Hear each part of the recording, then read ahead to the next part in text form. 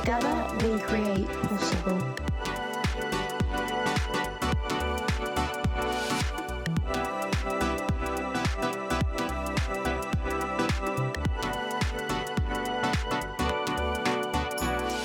Together we create possible.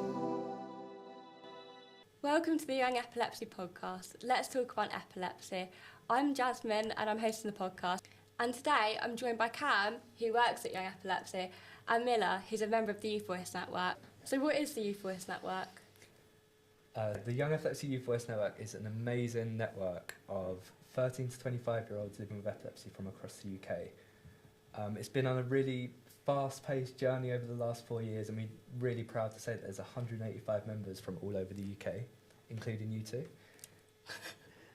It's just a really amazing community of young people with epilepsy, and we like to share lots of different opportunities for you to be able to meet each other, share your experiences, and as cheesy as it sounds, make that real difference to the world. And so it's a really diverse community with lots of new projects and activities. And we like to see it as like a really fluid. We don't have one key mission. I feel like our mission is always evolving depending on what members of the Youth Voice Network are telling us are the key issues. But the real core mission is just to make sure that there's space for voices to be heard. And whatever background you come from, whatever experience you've had, whether they've been positive or negative, just giving you a place where you can share that, feel that sense of community. We know that epilepsy can be an isolating condition. Really unique experiences, unique challenges, and being able to share those with other young people in a positive, powerful community is just, I think, a great thing to get involved in. So I really would recommend anyone to get involved with the Youth Voice Network. It really does, we like to think there's lots of different opportunities. It's not just healthcare or education. There's so many different things where it comes to like talking about sport or... And even family and friends, they can use the Youth Voice Network to understand and help their children. Absolutely, yeah. That's a great part. Like I've met Milla's little brother before, who's great. So yeah, it really is great for just sort of highlighting those experiences and bringing to life sort of the real world of what it's like living with epilepsy as a young person. Yeah. Actually, we're going to dive into Milla's story. So firstly, can you share about your story with us and what motivated you to join the Youth Voice Network? So I didn't know anyone like anywhere near my age who had epilepsy, and I wanted to have my voice heard and share with other people who knew the struggle. No, that makes so much. That's literally why I joined, because I knew no one else my age. Like the only person I knew with it was like in their 40s, and I could not relate at all. Same. How has part of being the Youth Voice Network helped you? I feel like I've been more heard since I've joined because we've had the NHS meetings, and I found a community that I feel safe to share my stories with, and they relate. Have you made friends during it as well then? I've spoke to people and I built a connection, and I have some of their numbers. I wouldn't say friendship, but I've definitely built close people. A good little community almost. Yeah. How has the Youth Voice Network helped you? I don't feel so alone anymore, and it's definitely built my confidence up and opened opportunities. Have you worked, what was the main project you did? I would say London Pride and the ACT project. What did that involve? The ACT project was building a space where therapy, where people who had just got diagnosed with epilepsy could go, feel safe and learn more about. And London Pride was just sharing epilepsy and promoting it almost. So promoting's the wrong word. Advocating. How did it impact you when you got diagnosed? It really impacted my schooling and what opportunities I had with my friendship. I got diagnosed right before I went to secondary and only less than a year before COVID. So everything shut down. So I couldn't really see many doctors. I couldn't do sleepovers with my friends as much. I just managed to go on my Kingswood trip, but throughout the whole thing, I was terrified of having a seizure. How do you think us as part of the Youth Voice Network can encourage Purple Day more? Yeah, I think Purple Day is a really Exciting. Yeah, it is. We actually back in 2023 we done something really amazing, and 6 members of the Youth Voice Network travelled to an international youth summit in Dublin, in Ireland. It was probably like one of the most incredible experiences I've had in my life. There was over 30 different young people from over 10 different countries across the world, and Cassidy Megan, the founder of Purple Day from Canada, she was at the event, and members of the Youth Voice Network were able to talk to her, and yeah, it was really inspiring. And I think Purple Day is just such a key thing to raise awareness and really get people understanding and reducing stigma around epilepsy. It's obviously one of the biggest days of the calendar for Young Epilepsy. We love celebrating it. We love supporting schools, universities, football clubs, whatever it is. We love to sort of help people celebrate Purple Day. It's a great chance for everyone to learn a little bit more about epilepsy. And yeah, just have that day. We know lots of other conditions, and there's lots of days in the calendar where they get their sort of spotlight, and really amazing to see every year that Purple Day is just, I think it's getting bigger and bigger as well. Yeah, So- no, definitely. Like the events that you see on social media people are doing now, they're like huge. You couldn't even imagine them a few years ago. Exactly. So yeah, I'd really recommend, if you want to celebrate Purple Day this year, go onto Young Epilepsy's website. You'll be able to download like lots of cool little resources. I think schools is such an important place. It's so great to hear earlier about your idea for the colour on. I think that's a brilliant idea, but there's lots of ideas on the Young Epilepsy website, and it'd be really amazing to see more and more schools sort of pick it up and really support their pupils who have epilepsy and support their other pupils to understand epilepsy more. As someone who used to teach, what would you have done for Purple Day if you were in that scenario? Yeah, even simple things like wear something purple, little things like that. I think Everyone loves a non-uniform day. Exactly. Yeah, so there's lots of ideas, and yeah, I think people get creative and just try and sort of highlight what it's like to live with epilepsy. And yeah, it's really good for schools. I think for teachers too, to learn a little bit more about epilepsy. It must be quite frightening as a teacher knowing that like a student could have a seizure and you'd have to deal with that like so hands-on. Yeah, I think it can be frightening for teachers, but it's about understanding. I think the more you learn, raising awareness, and they understand more and they're not so afraid to deal with it. I completely agree. That's such a great point. Like the more you learn, the less frightening it becomes. You know exactly what works for that pupil. You know what to do if they have a seizure. And I think it's for the teachers something that's really important. It's not just seizures. There's so much more to epilepsy than seizures. Yeah. Not many people know that it can affect your memory.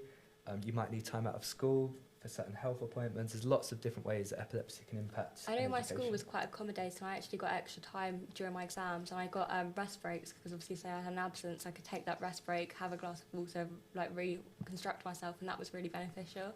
Yeah, it's really important for schools to sort of look into if they can get you these sort of special things that are going to help you. Extra requirements, yeah, thank you.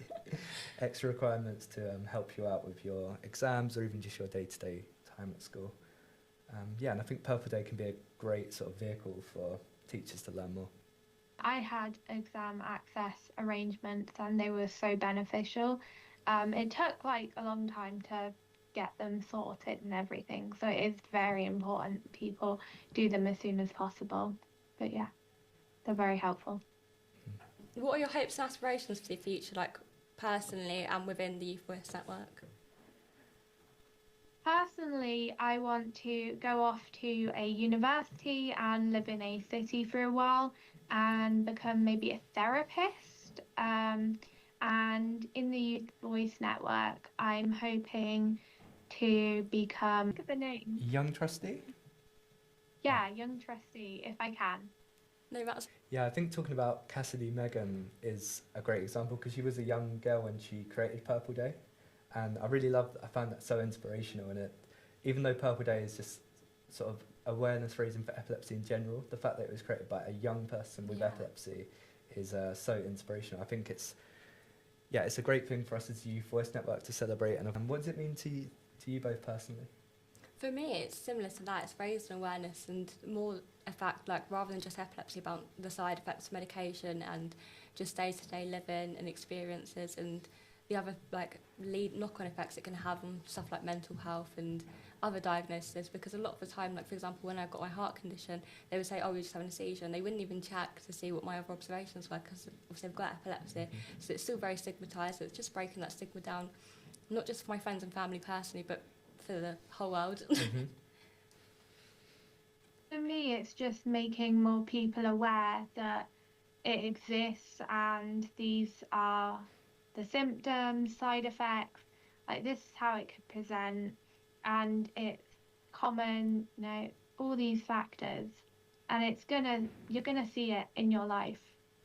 I didn't realise how common it was until I started working with young epilepsy. There's 100,000, just over 100,000 young people living with epilepsy in the UK.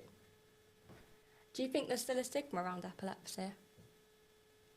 Oh, 100%. I've got called weird because I have quote unquote spasms when the lights go on and off, which is not true. I've got called many names because of my epilepsy.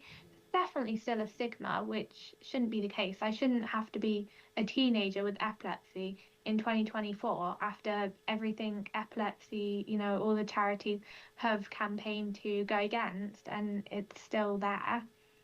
No, 100%. What type of seizures do you have?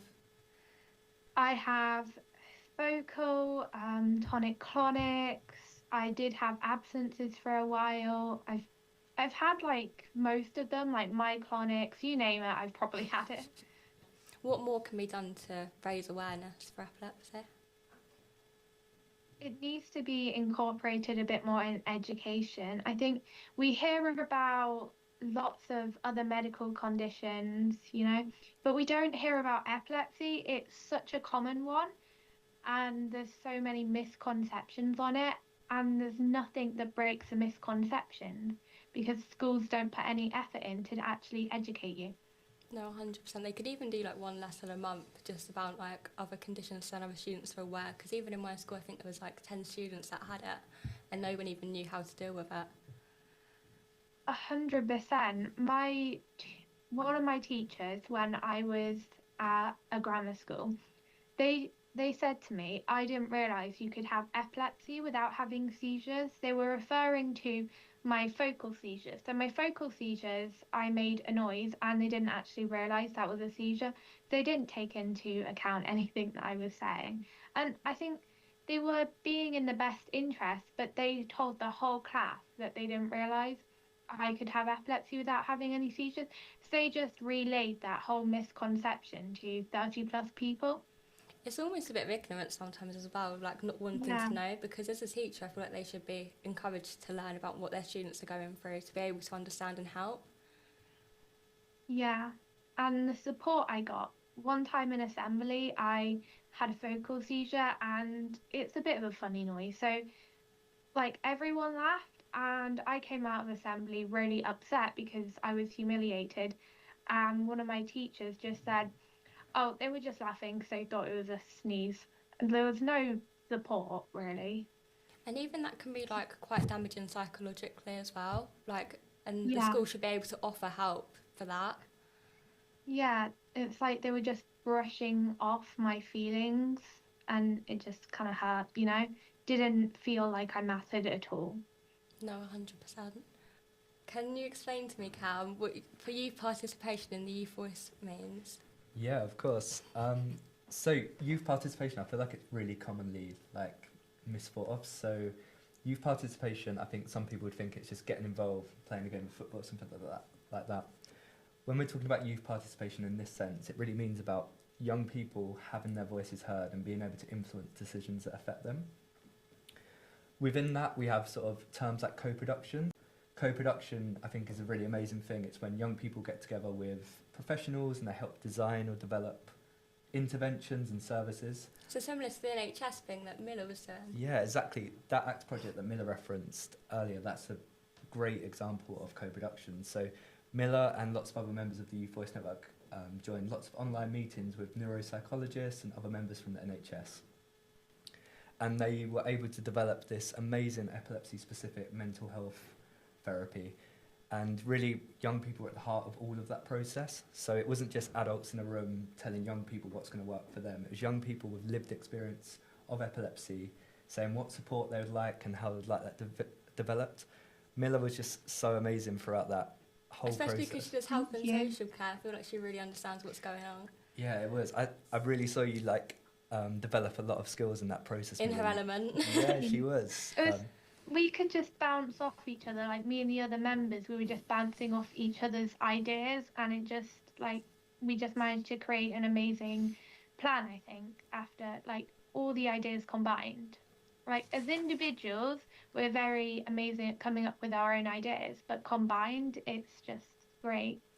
I completely agree, Milla, and it was amazing to see how much actually changed. I think the neuropsychologist went into that process having a good idea of what was going to happen, but I think it really changed from the feedback that you was all given and your lived experiences of going through these processes and what support would work for you. And that's led to young people who have just been diagnosed and young people who are having effects on their mental health from epilepsy, which we know is really common. Yeah. So those young people are now receiving support that from a therapy that Milla's helped produce. And yeah, it was just a really empowering, really inspirational process, and it was great to be a part of. And just, massive thank you to Milla and everyone involved in that particular process. How does UN Article 12 fit into what the Youth Voice Network is? So the UN Article 12, so this Sounds is a bit fancy. It does, it's very fancy. UN Article 12, so it comes from the Conventions of the Rights of a Child. And it really sort of underpins our work as the Youth Voice Network. So all of these things we've spoken about today, all these amazing projects we've been involved in are great, but I think not many people know it's actually a child right. So within the UN Conventions of the Rights of a Child, there's things like the right to education. And Article 12 is actually the right for young people to be heard by adults and for adults to take them seriously. So it's a really important article, it's a really important point, and it's something we're really passionate about at Young Epilepsy. We believe that young people with epilepsy and their lived experiences really hold all of the answers, and they should be able to shape the decisions that affect them.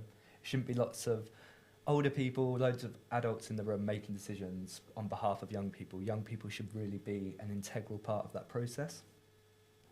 So yeah, it's all really fancy, but it's really simple. It's basically adults should be able to listen to young people. I always think back to when I was a kid. I can think, it's a bit of a weird story, but I was at a family party, and I can remember one of the adults, I might have been a bit naughty at this point, they told me off and they said children should be seen and not heard. And for some reason that really stuck with me. I was and even at that age I was questioning, what does that mean? Why should I be in the room and be quiet? And it's really weird that now my job when I'm older... It's advocating for young people. Exactly, it's making sure that children are the loudest people in the room. It does sound silly as well, especially for epilepsy. It's a condition that is developed mostly when you're younger. So to listen to those people who are going through it and then use that to create other options and stuff, it makes sense to listen to them and not old people who haven't necessarily been through it. Exactly, and I think that's a really important point, Jasmine, because having epilepsy when you're a child, going through your teenage years, it's or young so adults, scary, yeah. it's so scary, and it's such a unique experience. 100%. It's hard enough being a teenager without having all these additional barriers and challenges. And like Milla said, growing out knowing that you could have a seizure, that's an awful feeling, and for an adult to not be able to understand that, it's not nice. I think it's terrifying. Yeah, I've had a seizure on the pavement. Luckily, my brother was there, and adults have just stopped and tried to give me water, and I was having a seizure. So obviously, that's not the appropriate thing to do. I mean, they were trying to help, but if I was alone, that's not great. I've actually collapsed on my own, and a stranger had saved, they called an ambulance for me, and if it weren't for that person, I wouldn't have obviously got the help I needed per se. But it just shows that there is nice people out there, but it's unlucky if there isn't. Not enough people are aware of how to simple things such as a recovery position. Some people don't even know about that. Yeah, the basic first aid. Yeah, you think everyone would understand. That's another thing schools could do. They could just show have assemblies on first aid once a week where people at least understand what's going on. I completely agree, and that's something really simple that could be put in place. Yeah, it wouldn't take long at all. Yeah, there's young people with epilepsy feel safe when they're in these spaces. I think school is an important place to do it as well, especially if there's actually students at the school with epilepsy, because at least if they were in a corridor, they could help before a teacher even got there. Mm-hmm. The nicest way possible. Some school assemblies are just the irrelevant. most random stuff ever, and you could actually teach them something important. Yeah. And I feel like people would be engaged if they know it's something that could help them later in life. I mean, I even had teachers who weren't first aid trained at my school. Like, I think only a smaller number of like teachers were actually first aid trained. So there's some lessons where a teacher would have to quickly phone another teacher to come in and help me out, which I think is crazy to happen. At Young Epilepsy, we're really passionate about individual healthcare plans too. Yeah. And in those plans, it could be like how, because everyone has different types of seizures and they need a different response. So within those plans, we're really passionate about making sure teachers understand what to do if their pupil has a seizure. I must say, my individual healthcare plan was probably the only reason I got through sixth form. It really, like, it helped the teachers, it helped me, it helped everyone out. Oh, cool, you had one, that's really Yeah. cool. Nice. Did you have one too, Milla? Yeah, I've had one all throughout my secondary, and now in college we've just altered it because obviously I've changed as I've got older and my seizures have completely changed. I'm a whole different person, but they had to edit. The council sent my college the one from year 7, I think it was. So it's so different, and I'm first year of college now, so long ago. And yeah, it's really good seeing how far I've came. But the healthcare plan has carried me all throughout my secondary I experience. must say that's the same for me. And even at work, they've actually got a similar sort of thing. Like, it's not the same, but it's the same structure at work. So at least then people know as well how to cope with that sort of. Oh, that's so good. I'm so happy to hear that for you both, because we know how important they are, and a lot of young people don't have IHPs at school. I didn't have one until I was in a new school at sixth form. My other school didn't have one, so I really noticed the change for me, like having one and not having one. Oh, that's so cool. How do you voice network members help make decisions in the group and beyond? It's a great question. Yeah, I think it'd be really good to talk about sort of how these decisions are made. How does the youth voice network actually work? It sounds a bit mysterious. Sounds fancy, doesn't yeah. it? So there's lots of different ways that young people get involved and help shape decisions. I think the most common way that we meet is doing online meetings. So we use Microsoft Teams. We've really found this works really nicely because we have members from across the UK. So we have some young people joining from Northern Ireland, all over the UK. It's really great. And these meetings mean that young people can join quite easily from the comfort of their own home. Bed. Yeah, or bed. Yeah, so it's really relaxed. So young people get an email with lots of different opportunities. So, for example, you might have an email that comes through and says, "What are you interested in talking about your experiences of education?" Like we've been speaking about earlier. And if that interests you, you can sign up. There's never any pressure to join lots of meetings. We just like to ask you if it's interesting to click the sign up button and you'll receive an invite. Also, there's a little added bonus that a lot of our meetings have incentives of vouchers. So a nice little Amazon voucher, sitting in your bed on Tuesday talking about your epilepsy and meeting new friends. It's quite a nice little sweet deal. It does make a difference as well, because even I've got group chats with people from like different meetings where we all like talk about different things, and like we talk about our day-to-day life without epilepsy, and like we've all got that common facts that we can relate to. It's so great, and this is something I really love about my job, because a lot of the time we see young people joining the meetings and they've never met another young person with epilepsy before. I don't know if... I hadn't, no. Milla, had you met another young person with epilepsy? No, well, actually I had, but I didn't know she had epilepsy. That was the same with until me, for the way guy above later. me, yeah. Which, I mean, is actually amazing because obviously it's an invisible disability. So I think it's really cool that I didn't know almost. Like, I don't know, something about it is like, I don't know if I... Even I didn't mention it in my new workplace until like it came up as a like thing. Someone was like, "Oh, by the way, like this person's got epilepsy." I went, "Oh my god, so do I." And then all of a sudden everyone knew about it, but until that point I hadn't mentioned it. Yeah, and what do you think the benefits are of meeting other young people with epilepsy? You can relate to things as well. Like I can't relate to my sister about, for example, because you've all been through that same journey. Well, not the same, but similar journeys and experienced similar things. Mm-hmm. And like with epilepsy as well, there's a lot of mistreatment that you can understand and see that it's more common than you expect. Mm-hmm. Actually get help from these people, like... It's like group They therapy. Yeah, they might advise a certain medicine or a certain doctor that might help you, or just help you day-to-day life. Like, I know every epilepsy is different, but they might say, "Have you tried doing this? It really helped me cope." And I don't know, just everything. They just help you cope and hold you together. Almost Friends. inspirational to see people get through it the other side as well. Like, I know when I was having a lot of seizures, I could see, like, people getting on with their life, and I thought, oh, I've got that to look forward to. Like, it's motivational. I completely agree, and that's what I love about it, is because Everyone's at a different point in their journey. absolutely, and it is, the Youth Voice Network is open to everyone, no matter what part of your journey is, and I think you can learn a lot from someone who may be a bit further on the journey. Or even people at the beginning. Exactly, like, yeah, completely agree. Now, the thing I love about it is it's in a positive space. Like, we're all getting together to try it and make positive change. Yeah. We're not just come along just Feeling chatting sorry along. for ourselves. Exactly, yeah.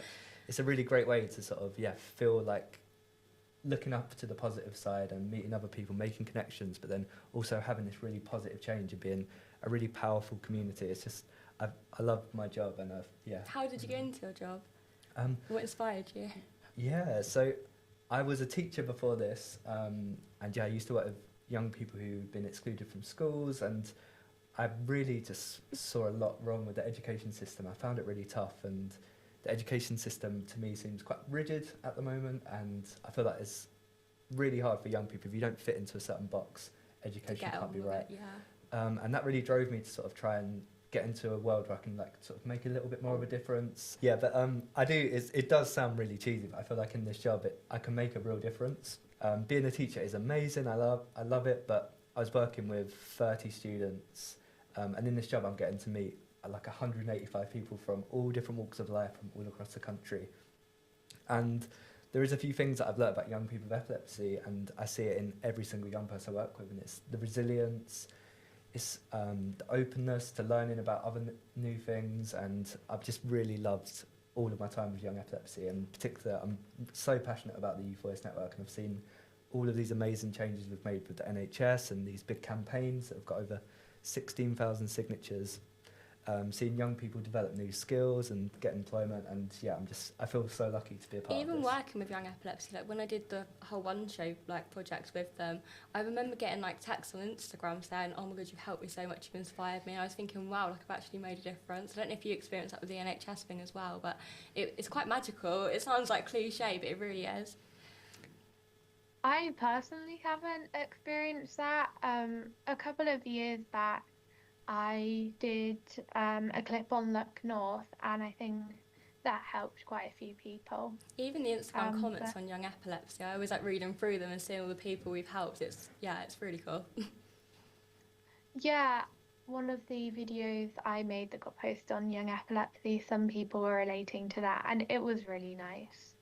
Yeah, that's so good. I think that's a really cool part about being with the Youth Voice Network, is making content, and I was really hoping we'd speak about the One Show, because I was going to say, because it was a massive thing, and like I've obviously promoted it on my social media, and it meant that like now a lot of my followers are people with epilepsy, which means that I can now relate to even more people and just grow that community. it was so cool. I think that had over like 1 million I mean, it was viewers. a year ago now as well. Like, it's Wow. already flown by, but like they contacted me again this year and said, can we repost it on, I think they're doing it on a breakfast show, so it's actually being used again. So the one with me, Joe, and Cash, it's being promoted again this year around for Purple Day again. That's so cool, Jasmine. I hadn't heard of the One Show thing, and okay, I really need to watch that clip. That's just amazing. Yeah, so we worked with Edith Bauman and was it UCL, so the University College of London, and we like made this massive like clip basically, and it went all around the news and everything, saying about young people with epilepsy and how we've been mistreated and stuff, and it really made an impact. Mm-hmm. I think we have like lots of aims with the Youth Voice Network, and we're always like changing our aims, but one thing that will always change is about raising awareness. And I think that opportunity to be on the One Show, it's one of the most watched TV shows in the country. I know, it was great. It's like even now, like they still email me. I'm like, oh my God, it's the One Show emailing me. Did you feel like a celeb? Like, yeah, I did. Yeah, well, because like, they filmed us going down the street beforehand, like a little montage clip, and I was like, oh my God, like everyone was looking at us like we're cool, and I was thinking this is pretty cool. Have you had to do any signatures? I have. Not like it weren't really related to that, but it was because like this girl was like so inspired by my like journey through it and like the sports side sort of thing, and she was like, oh my God, can you sign this? Like I really want to do sport like you, and I've got epilepsy. I was like, oh my God, I didn't think that's that cool.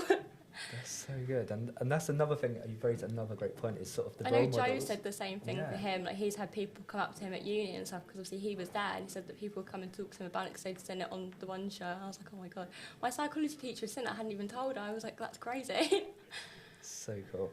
And I think that a lot about the Youth Voice Network members, you are role models to other young people who maybe are just newly diagnosed, trying to find out about the world of epilepsy, and they come across the Young Epilepsy website.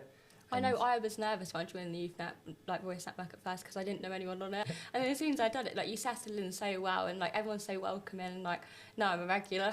Yeah. Oh, that's really great to hear. And I think that is something we try to do. It's like a really relaxed, safe space. If you're not quite feeling it, it does feel like group therapy. Like, it does feel like you can just relate to everyone and just have like, it's like a one big family, like an extra family. Oh, so amazing. But it's really relaxed. Like, if you're not really feeling it one night, we're more than happy for you to have the camera off, and if you want to join a meeting, it's like you haven't got to put a suit and tie on to come and join meetings and get involved. I think it'd be good to talk about maybe a few of the other ways we've got involved. So we've spoken about some of our work with the NHS, and I feel like that's one of the things we're most proud about. Every young person with epilepsy has to go through that service to receive care. So we've been working really closely with the NHS over the last 18 months on something called the NHS Transformation Programme, and Youth Voice Network members have been such a key part of that. So they've been meeting with lots of doctors and key decision makers in the NHS and sharing their own personal stories. Some of them really hard to hear and really hard hitting, but it's really important that young people are able to have that space where they can talk to these decision makers and have their voices heard. And what that does, it sort of it pushes the NHS to really improve their services with young people's voices at the heart of that. And not only are they sharing their personal experiences, they're sharing their views. So they're saying what they think went well, what didn't go so well, and giving the NHS sort of tips and hints of how to better care for young people with epilepsy. And it's such a powerful process. That led to something being released called the Bundle of Care, and it set out some really key recommendations and standards, things around sort of diagnosis waiting time, which we know is such a stressful period. It sets out things around sort of the mental health support and having we know that CAMS and just general mental health support for young people is a really stretched service, and something that we've been campaigning for is about having epilepsy specialists, mental health support for young people with epilepsy. And going back to the ACT project that Milla's been involved in, we're now really seeing the results of that. So we've been campaigning for years, and now we're at a point where we're creating this fantastic therapy and really trying to hope and make a big difference for young people. How long did it take for you to get diagnosed? Oh, for my diagnosis, I think it was over 6 months, I think. Oh my God, so a really long time. Yeah, I got diagnosed with tics and told I was faking it. Like, it was a hard diagnosis process. And I actually had to really advocate for myself, and my parents had to put together loads of money just to get me to see a private doctor who also said it was tics, but was like, we'll request an EEG through the NHS.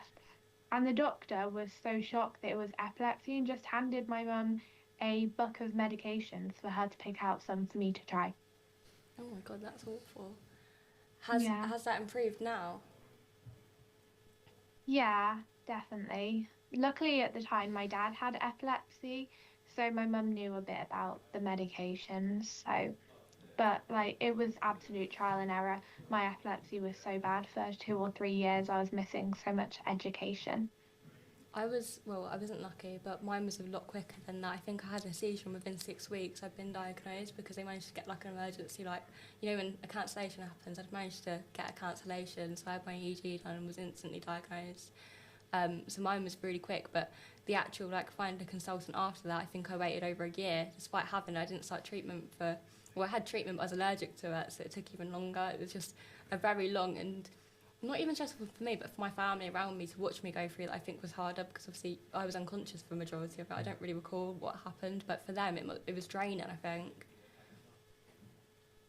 Yeah, it's really hard to hear these challenging experiences that you've both faced, and I think that's why it's so important that you are given the opportunity to share those experiences and make a difference. But it definitely has made a difference because, like Milla said, my experience now, coming out on the other side of it, was so much better. My treatment did get better, and I don't know if you guys have heard of the Roald Dahl children charity. They've helped me so much going through everything, and I know they're linked to Young Epilepsy, and it's all one big circle. But they've really been helpful, and the nurse that I had there, she was amazing. She was always on it, kept track of when I was having the seizures, how often, and if it weren't for them, I don't think I would have got to the point I am now. Oh, the Royal Dole nurses are amazing. They're amazing, yeah.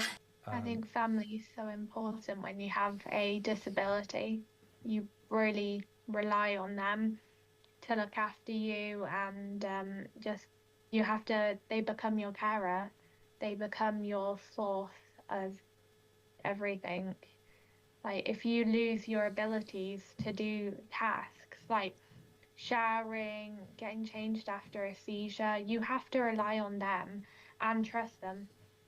I think it really does make you grateful as well. Like, it makes you so much more grateful about things. I don't know about you, but more when I get an opportunity, I take it now, whereas beforehand I might not have really considered that.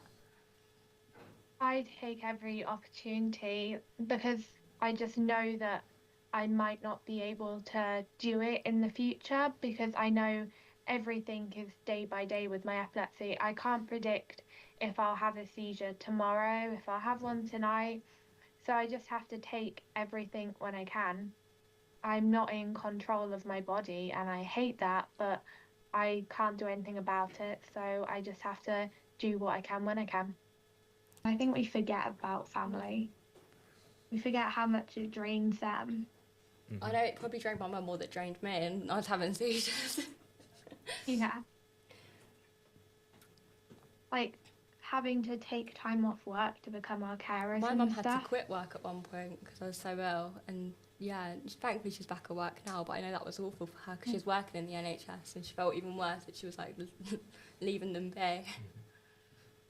Yeah, my mum had to drop a couple of days, and like your sister as well. Did she find it really hard? She actually was really good with it. I know at one point when my granddad was really sick, my family all in Cornwall, and she called an ambulance and got me everything. Like, she sorted everything out. But she, once again, she comes on a lot of the shoots with me with Young Epilepsy, so she hears what's going on and how to help. I think she uses that, and she actually, ironically on Purple Day, she got everyone to wear purple wristbands. Like, she got purple ribbon and tied it around people's wrists and advocate for Purple Day. So she's fallen in my lead. How old's your sister? She's 2 years younger than me, so she's 16. It's a bit of quick maths. Wow. Yeah. She's not that nice all the time. She's going to be listening to this. She listens like, yeah, I knew I was nice. I think that's siblings though. Like, they do love you, but they can be really annoying. I know my brother Like, used to struggle with it a lot. Yeah. Because he's 9 now, but obviously he would have been a lot younger when I was going through it, and he used to call them jellyfish attacks because he didn't know what they were, so I looked like a jellyfish. Oh. That's what he used to call them. That's so sweet and sad both at the same time. I don't think he, like, I think even now he sort of gets it now, but he definitely didn't get it at the beginning. It took him a while. Yeah. Do you think it's made your bond any stronger with your siblings? I've always been close to my sister, so I suppose that helps. But with, like, because we share a room, she obviously, the one's in the sleep, she was always the one that would call my mum and make sure I got the help. My little brother, I think we're closer now, but it took him a while to understand that I was different, and because of that. But my cousin now is getting diagnosed with epilepsy, and he actually understands it now, so he's like helping her out. So he understands it better now, what's going on. Is it in your genetics then, if your cousin has it? No, so we're the only 2 people in my family that had it. I got diagnosed through head injuries. I'd had so many that it started causing seizures, so it's actually like my spinal cord that's damaged too. But I don't know how. I think she's got autism. I think there's a link between autism and epilepsy. I think that's why hers has come along, is through that. I'm not 100% sure, but I'm pretty sure that's what my aunt said. I think 25% of people with epilepsy either have autism or ADHD, and it can be linked to I'm other actually going through the things. diagnosis at the moment of ADHD, so it would make sense. Yeah, there's a very high link between the two. Oh, really? Yeah. I mean, I'm not a doctor, but like, I think I mean, you've worked with the NHS. I've Googled it a lot. So I was just going to talk a little bit about some of the other ways that Youth Voice Network members help make decisions. So there's lots of ways, some really light touch ways. It could just be even like filling out a survey, giving your views on a certain thing, coming up with names for different services. But something we're really excited to launch next year is our Youth Voice Network Roadshow events. So pretty much the idea is that we're going to take Youth Voice Network activities and we're going to go to 4 major cities and deliver a fun day for Youth Voice Network members in those different regions to come along and just get involved in lots of fun activities and meet other young people from the Youth Voice Network. Like I said earlier, a lot of our things are online, and we think it's really important to put on an event where young people can meet in person. So yeah, we're really excited to launch the roadshow. So we're going to be travelling to Bristol, Birmingham, Leeds, and London next year. Nearly forgot. Yeah, so Bristol, Birmingham, London, and Leeds. It's starting off next year, and we're going to be sending invites to the Youth Voice Network from different parts of the country. They're going to be free to attend events, and you can claim travel expenses, so there's no financial barriers to attending these. We're going to have members of the Youth Voice Network leading activities and just sort of hosting the day, and we're going to invite guest speakers to come along. A lovely lunch together, and then just lots of like experience sharing, and just really trying to like build connections with members of the Youth Voice Network. And we're really excited to travel around the country and host these really fun events for members of the Youth Voice Network. So yeah, I'd really recommend you to check it out online if you're interested in coming along to those events. I think it's so amazing as well that they always cover like the travel expenses, because I know a lot of people with epilepsy, obviously, like you're spending so much money on getting the treatment and getting the help that you need that you do miss out on other opportunities because of that financial barrier. So the fact that Young Epilepsy are able to remove that, it opens up the doors for everyone. Yeah, it's really important to us, Jasmine, and I think you both mentioned sort of like parents having to drop days at work and stuff like that, and that's obviously going to have a financial impact. Effect, yeah. Absolutely, on a family. So we also recognise that you being part of the Youth Voice Network is really helping the organisation grow and really make a positive change, and we don't want to have financial barriers. That we want everyone, no matter if you're rich, poor, no matter what background you come from, you should be able to have your voice heard, and we don't want any barriers to joining the Youth Voice Network. It's really is an inclusive community that anyone can come and be a part of. So yeah, that's really important to us to make sure that everyone can access all of our services, and that, I think it's the same for support services and things all across the charity. So yeah, it's something we're really passionate about. Have you got anything else exciting for next year? We have. So yeah, we're going to continue our work with the NHS, and I think there's going to be some real good developments with the Youth Voice Network. So we're going to continue with our Understand My Epilepsy campaign, which is a focus on education, and the big ask from that is making sure schools can support young people with individual healthcare plans. So we're really excited to carry on with that campaign and really try and support schools and teachers to better support young people with epilepsy in school. We've got some exciting developments with the information that Young Epilepsy are producing, and there's going to be lots of opportunities for Youth Voice Network members to get involved and create lots of fun content, share their stories, because I think that's a really important part of content. It brings to life, I think if you're diagnosed and you go online, it can be quite... There's too many words. Yeah. And it can Fancy words as well. You don't know what they mean. Fancy words, and like looking at an NHS website or another website can feel quite cold. So I remember the first time looking at like Young Epilepsy, and it breaks it down, because you go into the NHS website and it's like tonic-clonic and myoclonic and all these fancy big words, and you go into Young Epilepsy and it all makes sense. Oh, that's so great to hear. Yeah, and that's a really important thing for us, is to make sure that our information is aimed at young people and it's easy to understand. It's not too scary, and it has a bit of hope and light at the end of it, because there's so many great examples of how epilepsy doesn't hold you back in life, and you can really achieve anything if the right support is put in place. No, 100%. That leads me on to my next question. Where can our listeners find out more info about like the Youth Voice Network and how to join? Yeah, great question. So our social media is a great place to go. Instagram has got loads of great We've even content. got TikTok now. I know. Down with the kids. So social media, check it out. Instagram, just search Young Epilepsy, I'm sure you'll find us. We're on YouTube. The website is a great place to go, especially for like some of that more in-depth information, particularly with the Youth Voice Network. If you're interested in joining the Youth Voice Network, head to the Young Epilepsy website. Go to the page. It's a really simple process. You just have to register interest, and then a lovely member of the team will be in touch with a little welcome pack and to get some more information about you. And before you know it, you'll be receiving lots of different opportunities coming through. Like I said earlier, it's really relaxed. You don't have to sign up to anything. There's no pressure. There's no time commitments. We just ask if you're passionate about a certain area or something appeals to you, sign up and you can come along and join. Even their YouTube channel is really good. Pardon? Oh, sorry, I was just saying everyone's lovely. Yeah, they are. But even the YouTube channel was great for me because I know you did work with, was it Beth Dobson? Yeah. And obviously for me as an athlete, and like I got diagnosed and I was like, oh my God, I'm not going to do sport. And watching her journey, I was like, wow, I can actually do it. So like there's so many different inspirational people that I feel like there's one for everyone to look up to. Oh, it's so great to hear. Yeah, Beth Dobson's been amazing. Also, Jay Bothroyd has been, he's just been announced as the Young With the Epilepsy football ambassador. charity as well. Yeah, so it's so amazing to have these really inspirational role models involved with Young Epilepsy. And recently we met up with some comedian called Jake Lambert. Yeah. Yeah, he's super funny, and it was just so great to come along and just see that epilepsy does not stop you achieving amazing things in life. So what motivated you guys to start helping? A severe lack of awareness around me, just seeing how people just treated people with epilepsy, seeing how stigmatized it was, and all the assumptions that were made by doctors and everything, because they didn't know. So how would average people meant to know if doctors didn't know when they should really be trained about it? So I thought I should do something about it if I can. I had a similar experience recently actually when I was admitted into hospital, not for epilepsy but for a different reason.